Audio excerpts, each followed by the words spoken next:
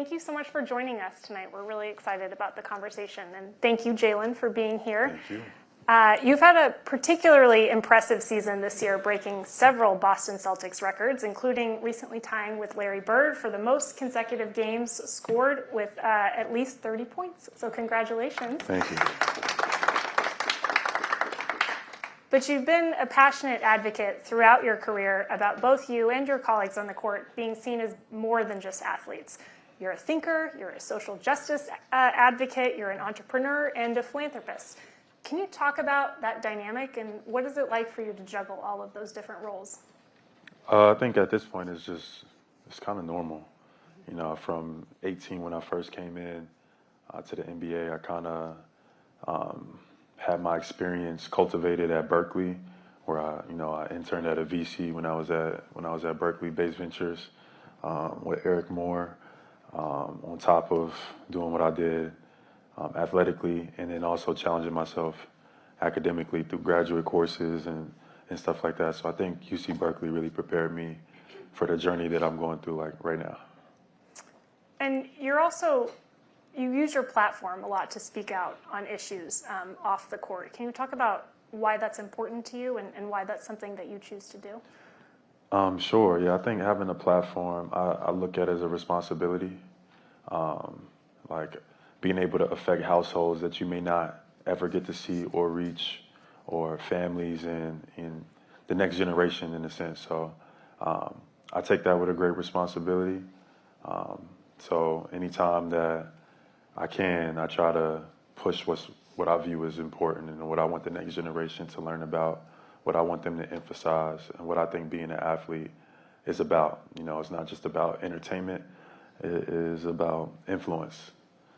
To be able to have a positive influence on your community, to be able to have a positive influence on, society in itself.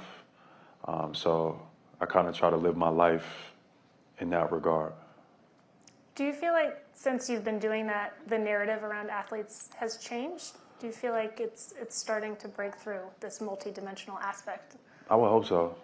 I would like to think that. Maybe sometimes it feels like that's not the case, but I would like to think that the next generation there's going to be a lot more athletes who are, understanding their value, thinking about how to use their platform, also developing themselves outside of just being, entertainer/athlete, and developing how they can have a positive role, influence on society and the community in itself. I would think in the future, there'll be a bunch more athletes that will be coming behind. And I've talked to a lot of them. I just think the courage is what they just need. Like, once things become popularized and normalized, like it becomes mainstream for athletes to be in a certain way, I think you'll see a lot more. And you turned down endorsement offers worth $50 million over multiple years and chose instead to launch your own sneaker brand, 741. Can you talk about what motivated that decision and why you chose to do it? Yeah, probably some delusion. Most people would probably, scratch their head about decisions like that. And some people that I know that are close to me probably still scratching their head about some decisions that I made. But for me, obviously money is important.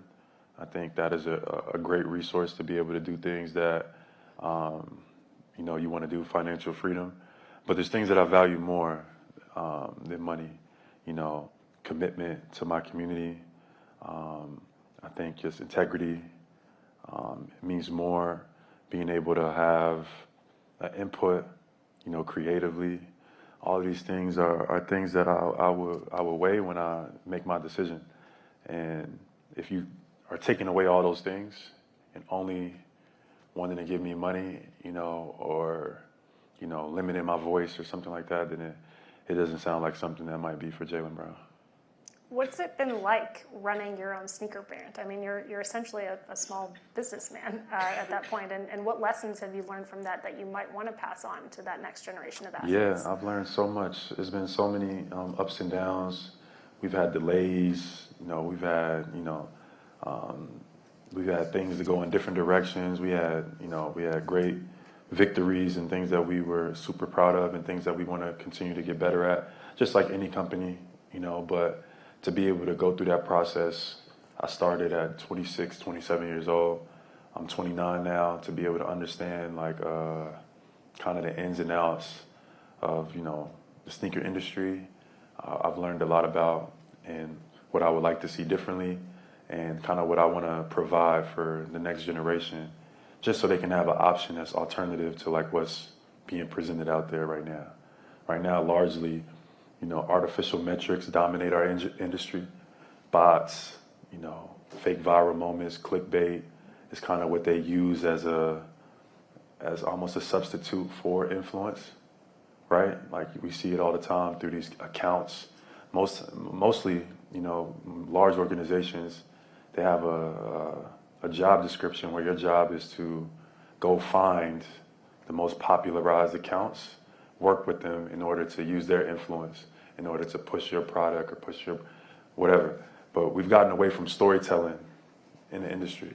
And that's like a true way to, galvanize influence, like storytell, testimonies. Like someone went from here to here, that inspires people. The industry has largely got away from that because they think technology has somehow become a substitute for human influence. And I think that was the wrong decision, and I would like to see it go back. And actually engaging with that consumer of your products. Yeah.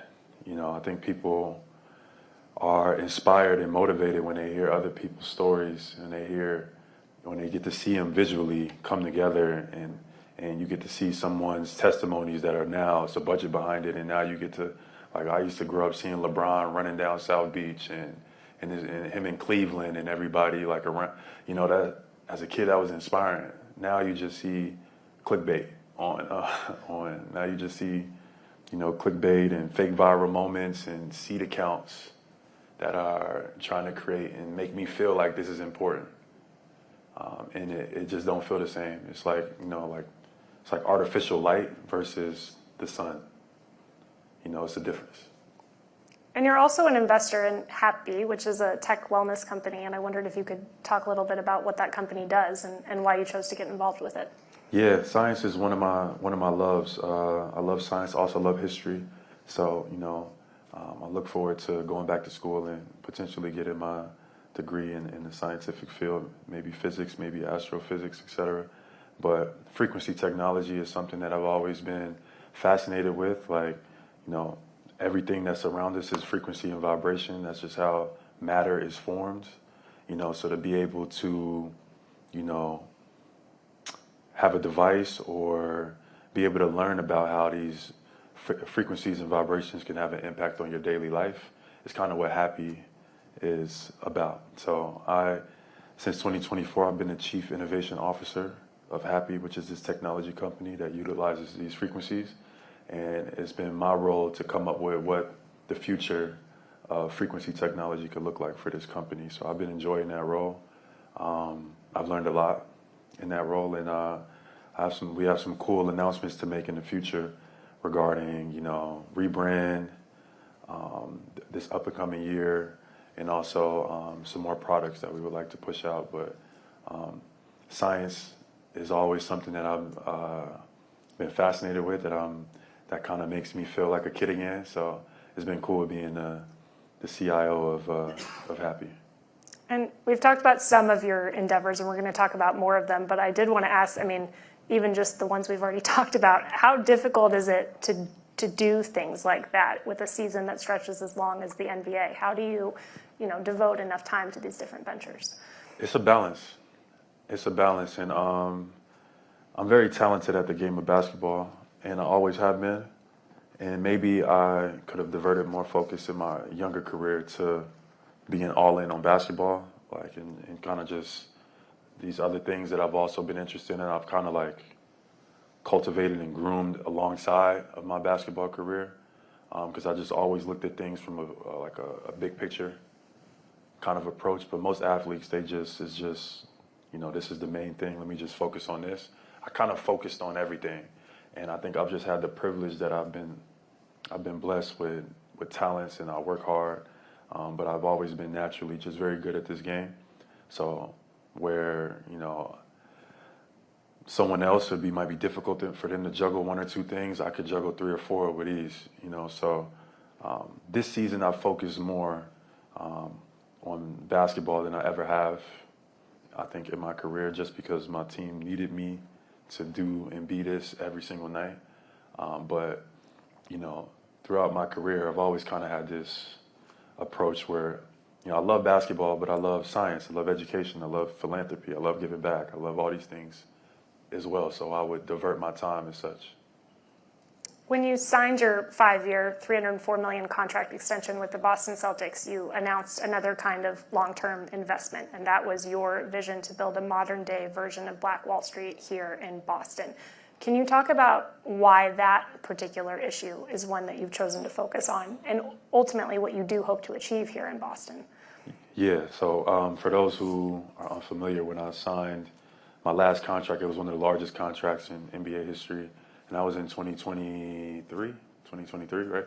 So I thought at that moment it'd be fitting to talk about, since wealth and financials was a topic of discussion, I thought it would be great to bring up that I live here in Boston, and one of the things that doesn't get discussed enough is the wealth gap here. It was an article that came out, I think, in the Boston Globe that went viral. That's very popular. Talks about the average means for households and demographics, and a lot of people were disturbed by that, including me. So I thought, using your platform, at this stage where we're talking about, what are you going to do, or what would you like to do with the financial freedom and the financial gains that you just signed for in this city. I thought it would be fitting to make a commitment to the city that I play in to, attack some of the things that I feel like could also make it a better Boston.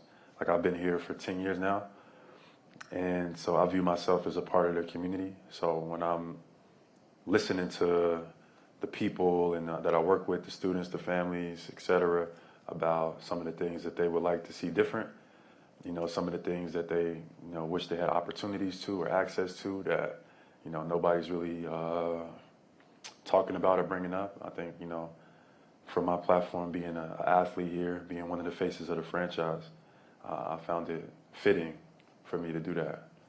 So that was a few years ago. Now we've launched Boston Exchange. We've had a cohort that I've invested in. I've had a great partner in Drew Holiday through his JLH fund, one of the greatest teammates that I've ever had partner with me. We both contributed about $1 million into investing into startups here in Boston, into an accelerator program that, gives the talented group of people that exist here that are minorities an opportunity to win here in the city that they're born and raised in. The companies that we select often are solution-based, like they deal with sustainability, they deal with food insecurities, they deal with, mental health, or just staying healthy in the environment. So I feel like you're solving two problems in one. Not only are you investing in the talent that's already there in your city, you're also investing in something that's a solution within the community as well.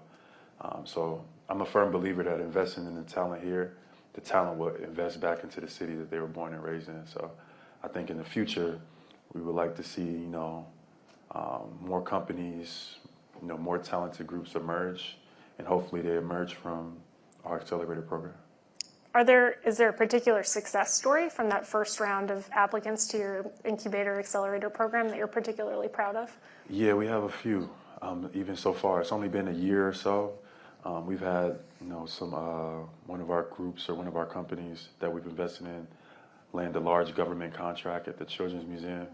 They deal with food quality for,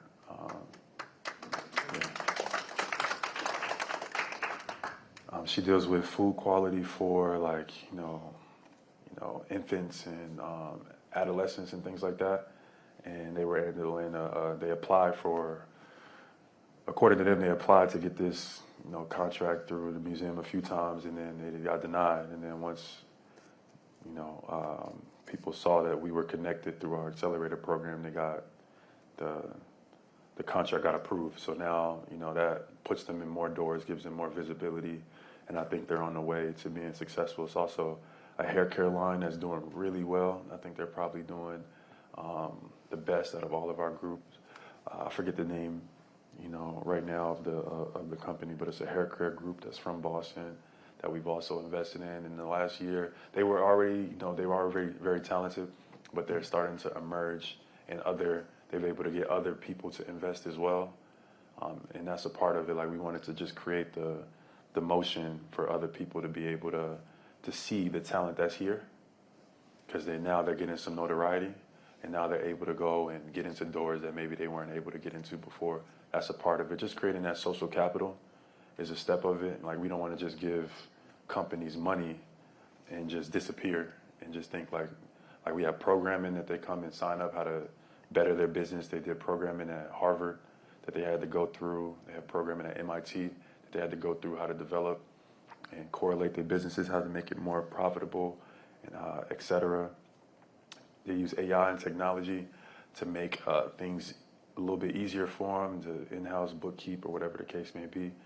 And then, we try to give them that social capital on top of that so that they can, kind of write their own destiny rather than rely on anyone. So it's been fun. We're looking forward to maybe the next cohort. We're making some processes with our foundation and things like that to be able to accelerate the next cohort. We'll get there, and we'll have some announcements coming soon. But no, it's been fun, and I'm very grateful. Shout out to Drew Holiday, the JLH Fund, for them. He was only here for 2 years. I've been here for 10, so it makes more sense. He was only here for 2 and invested that type of capital into the city of Boston, and that just says a lot about him and Lauren and their character, which I speak very, very highly of. So do you plan to do another round of applicants for the incubator, and is there a timeline for that? I think we do. Yeah, we don't have a timeline as of yet, but soon we'll be able to release some details about like what's coming next. But it would be great to be able to do another cohort and continue to build out, the vision throughout, over a span of time. But we're working out the strategy and always trying to figure out how to make and improve things and make it better and more efficient. So that's what we're working on now. And you touched on this a bit, and this may be the research that you were referencing, but in 2015, the Federal Reserve Bank of Boston published a very influential study that found the typical white household in Boston has a median wealth of nearly $250,000 compared to just $8 for U.S.-born blacks and $0 for Dominicans. Non-white households were significantly less likely to own homes or stocks than white households. How have you seen that kind of wealth disparity reflected yourself when you're out and talking to people in Boston and meeting with people?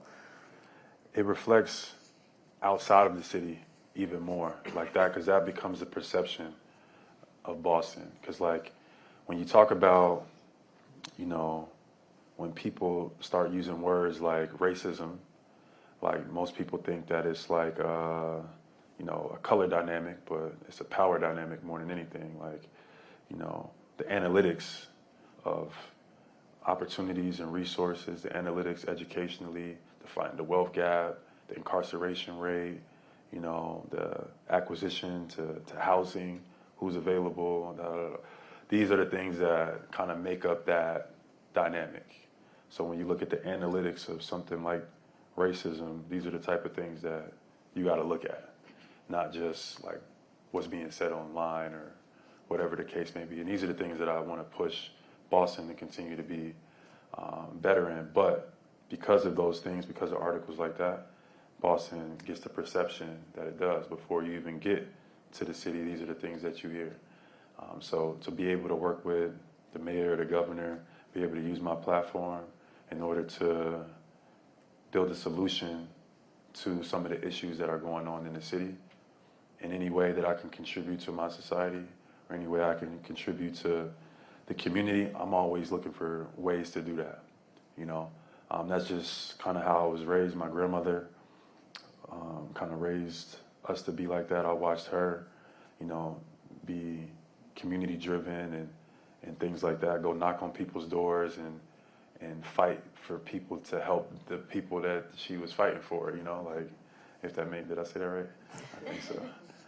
So anytime I can make a contribution to my community, I'm looking to do that. The study was published in 2015. If it was done again today, do you think, based on your experience, the numbers would be better or worse or stay the same? I would like to say they would be better. I would like to say. I'm curious to know what they would be. But I've seen Boston, I've seen some changes since I've been here, even in my 10 years. At least my mind would like to want to believe that, but I could be wrong. I would want to know. I wonder what like the crowd thinks. What would y'all think? Single? We're gonna have to. Same. Federal Reserve is conducting a new study to answer that exact question. Okay. Alongside the Chamber. What's the timeline on that? Yeah, hopefully later this year. It's been going on for about 3 years. Okay, 2026. Yes. So we'll know soon, I guess. You know where to find a news organization when it's ready. In recent years, we have seen, to your point, a number of organizations announce commitments to economic equity, but we have also seen organizations pull back from or recast diversity, equity, and inclusion initiatives, particularly recently with President Donald Trump's crackdown on such programs. Can you talk about what you're seeing in the broader investment community, and do you feel like you're seeing tangible forward momentum from financial institutions in particular in making the economy more equitable and helping to close that racial wealth gap? Ask me that question one more time. Just as you've seen different organizations pull back from DEI, how are you seeing that manifest, or are you still seeing positive forward momentum from financial institutions in particular?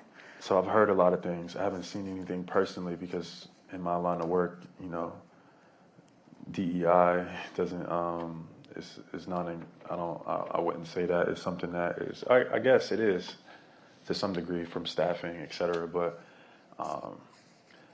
I don't know. I don't know what financial institutions are looking to do. From everything I've heard, they just kind of want to wait it out until it goes to things change. But I'm not sure if I'm best equipped to answer that one. You're also the vice president of the National Basketball Players Association, and you've been in that role since 2019. Why is it important to you to stay in a leadership role in that organization? Yeah, it's one of my favorite roles that I've been in. I became the vice president at 20 years old, and I'm 29 now, so I've been on the board for 9 years. And I've learned so much, the ins and outs, what goes behind closed doors in major corporations, the NBA, et cetera. I can tell you it all. I've sat on calls, I've been in a room with Adam Silver, the team of lawyers. They got 100 plus lawyers working on the next CBA. We got 2. So the amount of resources, et cetera, but the players are more involved than they've ever been in terms of past. I think they understand the importance of player value. I think this generation is finally starting to understand the power of group economics and understanding your value and how much value you obtain, because in the past that knowledge has been kind of obsolete, or the care just hasn't been there. But I think that's changing. So I've learned a lot from my tenure at the union and things like that. It's been an interesting journey. It's been frustrating at points of time, and things that I still think that players should get access to. But I'm appreciative of my journey. I've learned a lot from a business standpoint. NBA franchise valuations have skyrocketed in recent years since that last CBA was signed, including the $6.1 billion purchase struck last year for the Boston Celtics, the $10 billion deal for the Los Angeles Lakers. Do you think those rising valuations are appropriately reflected in how athletes are getting paid? No. Oh, say it again? Wait. Do you think the rising valuations are appropriately reflected in how players are getting paid, or do you think something needs to change in that formula to reflect, just how lucrative these so teams have I answer become. right. My answer is no. What I think needs to change, I think players should, and this is one of the things I was mentioning that causes some of the frustration. I think players should be able to invest alongside in ownership groups and business opportunities. Like, I don't understand why that's ever been a thing, but it's like you're an athlete, and they make it seem like, they can control how much wealth or growth that you could actually accumulate. I think that's wrong. I also think that just like any other major corporation, like if you work for Apple, or if you work for Nike, or if you work for anywhere, like if you're a CEO, if you're someone that's been on the board for a large amount of time, you get equity in the company at some point, like you are a part of it. And I think athletes should be looked at in the same way. Like, you play for the Celtics for 20 years, like you should get a piece of equity because you helped accumulate the growth, and that's the part that gets lost in translation, is the growth from an organization, a growth from a company or a corporation, the sweat equity that you put in. You get compensated just like for doing your job, but you don't get compensated for the growth. And in major corporations and companies, you do, or at least some of the big ones, So that's something that, I would propose. I have proposed, but, we'll see. We got another CBA coming up. I mean, this is an idea that's gained a lot of traction recently in private equity, too. Pete Stavros at KKR has been a big proponent of this, that if you give rank and file employees, players, whatever it might be, equity, they'll care more about the success of the company. They'll be more invested in it. You said, it's something you proposed. Do you feel like it is gaining more traction among other players? Do you hear it talked about more among your colleagues? No. I think the NBA shuts it down any chance they get. I mean, when it comes down to it, it's all about leverage. And as players, we're still building our leverage, getting on the same page. So, even if it's the right idea, if it's the right thing to do, it won't matter to the NBA unless we all come onto the same page. They're not going to do it unless we tell them this is what we want. So from a player standpoint, we just got to get more collectively on the same page. And I think the future is, the possibilities are endless, but, nobody wants to pay anybody these days. Everybody wants to, take as much of the piece of the pot as they possibly can. And that's just how business in America and capitalism has worked. So until we can kind of like get on the same page and formulate what we want, when we want it, and how we want it to look, nothing will change. So when the next round of negotiations does get underway and you have those other 100 lawyers on the other side, is this something that you're going to advocate for and push for as part of those negotiations? Yeah, absolutely. We will have some other steps that, we would need to. We have some other things that we would need to do before that, because there's it's a lot of things that we have on the list that we talk about. We had a call today and we talked about some things. So, whatever comes next in that kind of pecking order of like arrangements, but that's something that's definitely big, that we would love to, be able to accomplish in the future. Next generation of our NBA players and our athletes be able to invest alongside ownership groups, especially in the development, because it's already like the results are already baked in. You already know it's going to be people that's going to be in these seats. You already know the game schedule. You already know what your return is going to be. Players who are a part of that should be able to be included to some degree.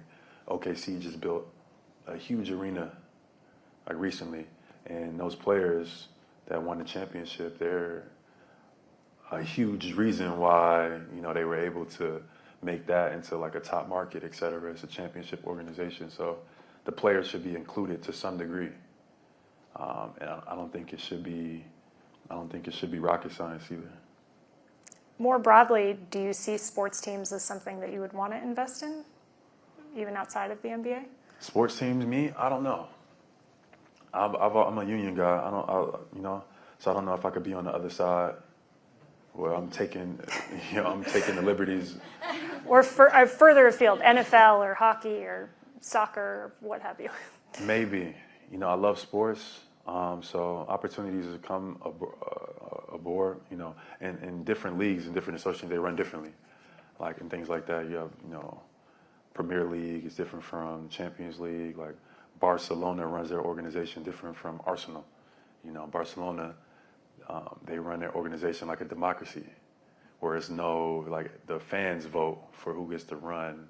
So, like, depends. But, you know, every situations are different than how things are done here in the U.S. and NBA. But I don't know if I could be an NBA owner or anything like that, because I spend too much time on the union fighting for, you know, it'd be weird to kind of switch up. Fair enough. The NBA expects to make a decision regarding expansion sometime this year, with Las Vegas and Seattle favored as potential new franchises. Do you think this is a good idea from a player's perspective? Yeah. I mean, I pitched in like 2022 that we should have an expansion team owned by the players. I think it fell on deaf ears, but that would be it's something that I would like to see as they're continuing to expand. An expansion team that would be owned, the BRI would be split amongst maybe retired players, current players, and maybe even WNBA, et cetera.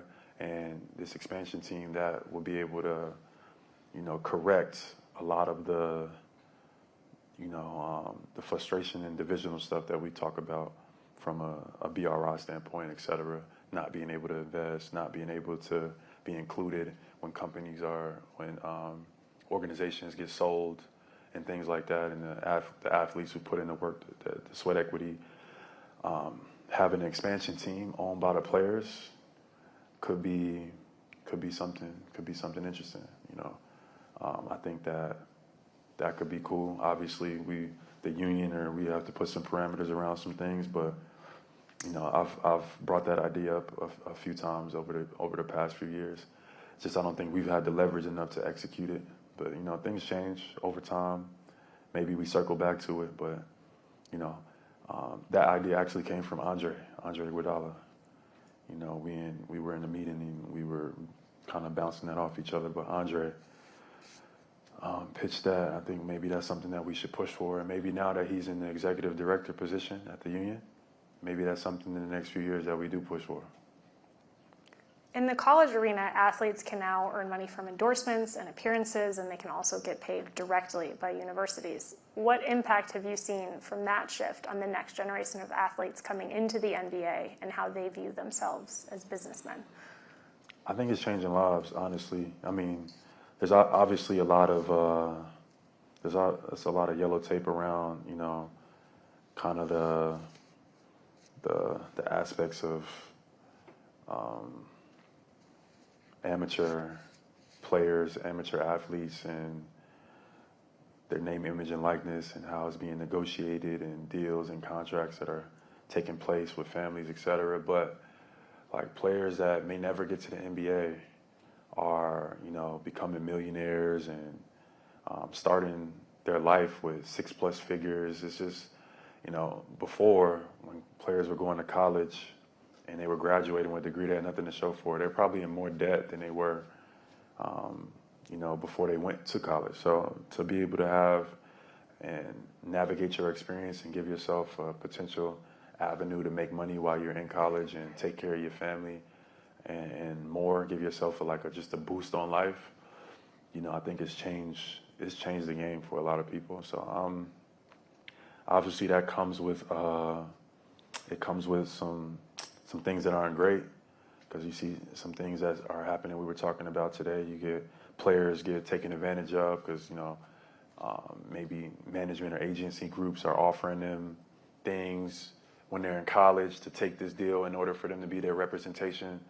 Like they're signing like 360 deals when they're like 16, 17 years old, which is problematic.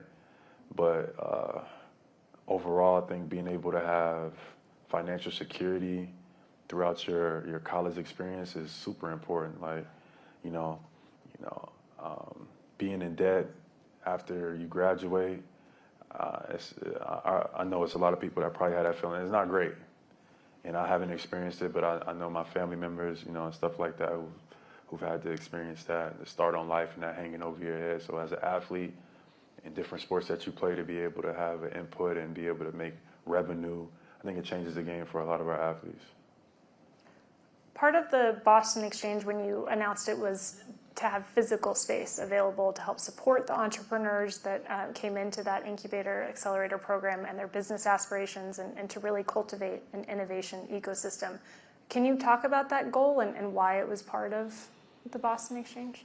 Yeah, I think having a space is important, but it's not the easiest thing to culminate, because, you know, a lot of times, a lot of businesses are online. A lot of people are using technology and AI.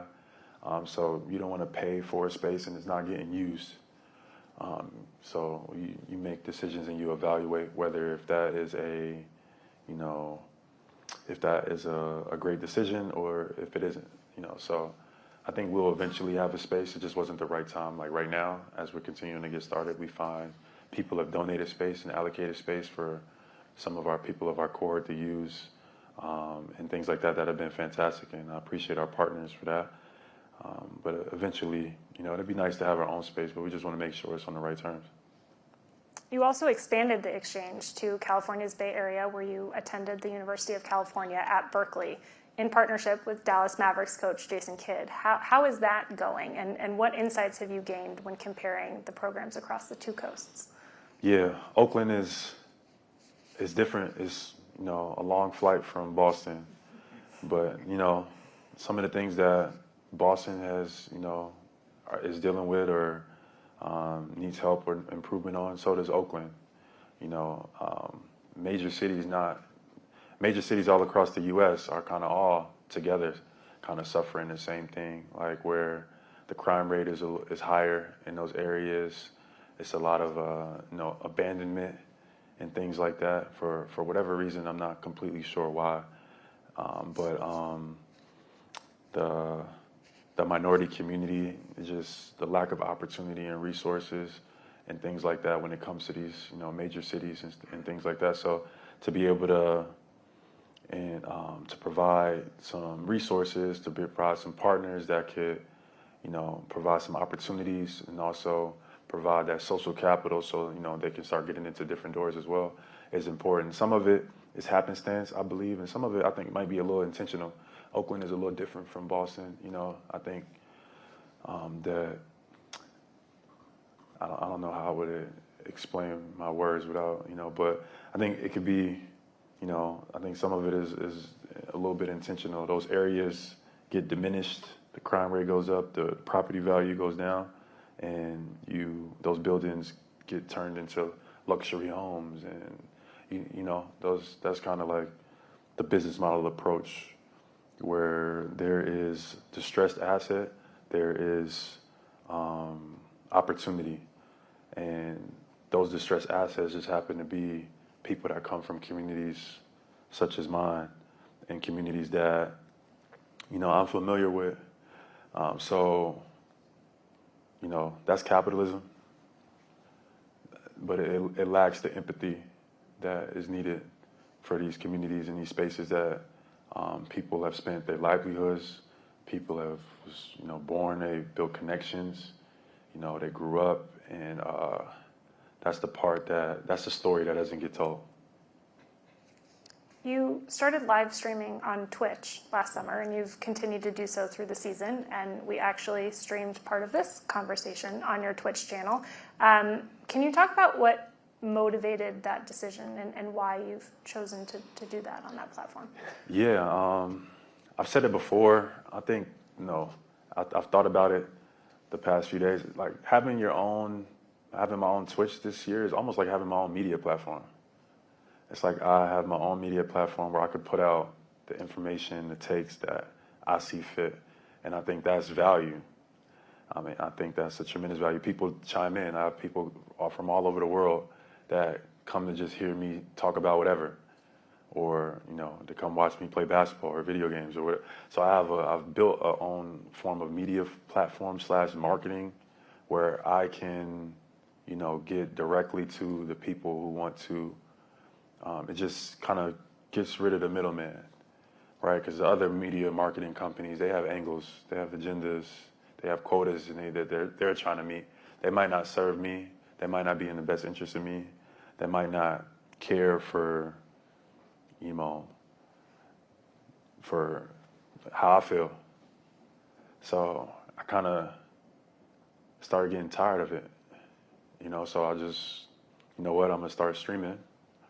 And then now I can talk to these people, and now you can hear directly from me rather than you hearing a reporter ask me a question that I didn't want to answer in the first place. Now it comes off to you as if I have an attitude or if I'm arrogant or if I'm just, you know, not a nice guy. But in reality is if I answer a question truthfully, they're just going to take a segment of it and they're going to put it on their platform as a headline. And that's the only thing you're going to see, and it's going to be negative. And now I got to deal with the negativity from that. And that's just the state of media of today, especially in sports, where it's just ridiculous. Everything is clickbait. Everything is headlines. Everything is negativity. Everything is controversy. It's like, maybe it's because nothing positive sells. Nothing positive is interesting enough anymore. So everything is turned to just straight negativity. And that's all people are looking for. And it is tiring. You know, I'm tired. So I started streaming. So now people can get a real feel of like what I'm thinking about a topic, or they can hear from, you know, me what I have to say about mental health or what I have to say about, you know, current events. And it's new for me because I've always been a private person, but it's like I've actually enjoyed it. It's almost been like therapeutic because like I didn't realize how much like having your authentic self be able to be mirrored outwardly, how important that is and was for you when you constantly are suppressing yourself because you have to protect yourself from people who want to portray you in a negative lens or you know, create controversy that's not there. It kind of diminishes your light. It makes you smaller. So when I've started streaming, I feel so much more at peace than I ever have, especially here in Boston. So I'm very grateful. And I only do it like once a week, maybe twice a week. And I'm sure people probably want me to stop doing that, but right now it's helping me.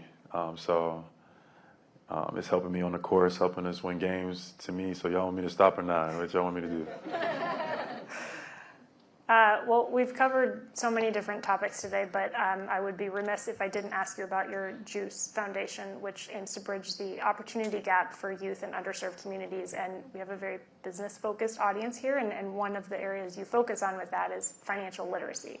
And so I wondered if you could just address why that's one of your focuses and why that in particular is an area where you think will help bridge the opportunity gap. So for sure, in the past, I've had two foundations. I've had the Boston Exchange, which attacks the wealth gap and the wealth disparity, and we have an accelerator program that gives opportunities to startups and businesses, et cetera. And then I've had the JUICE Foundation, which features the Bridge program that deals with educational opportunities. You know, I deal with Boston Public Schools, just reintegrating learning into, you know, creating a curriculum that's just a little bit more advanced than the curriculum that gets provided by in certain areas. So education and wealth disparity, two separate things, but now we're bringing them under one roof because they're more connected. Things are more connected than, you know, education and the wealth disparity. I think some of those things are more connected than they are apart. So I'm working on building into one foundation, the JUICE Foundation, but the bridge is something that I guess like a family tradition. Education is very important to my family. So being able to take kids that come from certain area codes or certain districts that, you know, get maybe the short end of the stick to some degree. They get the least amount of resources, or they're understaffed from a teacher standpoint, or just the opportunities are a lot slimmer in these areas. And we take students who want to help their community, who really, that's really the number one thing. They have the aptitude to want to just make the world a better place. we find those students in those areas, and we bring them into the Bridge program and give them the tools and resources to go be whatever it is that they imagine to be in this world. But the reasoning for I was one of those kids, you know. I come from a single parent household. We grew up in a certain area codes and districts that don't get the same educational quality that schools that are in more affluent areas get. The resources are more limited and things like that. You got 30 students, 35 students in the classroom, one teacher. It's just not great analytics for success educationally. But I've always wanted to help people. I've always wanted to make the world a better place, and I've always loved to learn. So those students exist regardless of the area code or the school district they come from. And, you know, I want to find those kids, and I want to give them the tools that they need to be successful, because I feel like those are the type of students that will, you know, they have the work ethic, they have the drive, and they have the empathy to go out and change the world. So that's what the Bridge program, that's what we're looking for, or we're looking to also find the students who, you know, we can push into that mind frame as well, who we can influence to want to change the world as well. That's something that I'm very excited about. MIT has been our partner for the last couple of years.